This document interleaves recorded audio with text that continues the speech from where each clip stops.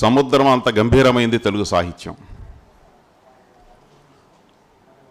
అంతే గంభీరమైంది షష్టమ పీఠాధిపతి బ్రహ్మర్షి ఉమర్ ఆలీ షా గారి తెలుగు సాహిత్యం.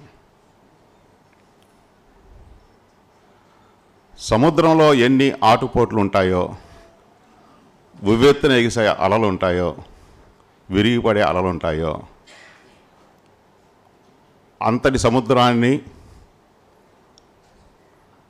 ఆ సముద్ర జీవన శైలిని ఆకలింపు చేసుకుని దాన్ని తాత్విక నేపథ్యంగా చేసుకుని జీవితాన్ని గడిపినటువంటి జ్ఞానర్షి ఉమర్ ఆలీ షా గారు. ఒక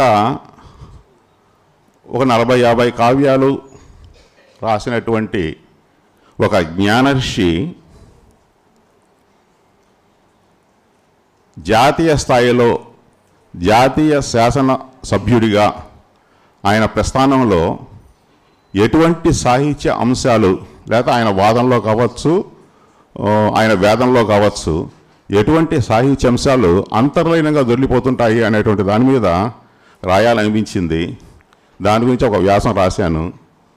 దానికి నేను పెట్టుకున్నటువంటి శీర్షిక ఆలీ షా వారి సాహితీ సంశోభిత జాతీయ శాసనసభా ప్రస్థానం ఒక లోచన అనేటువంటిది.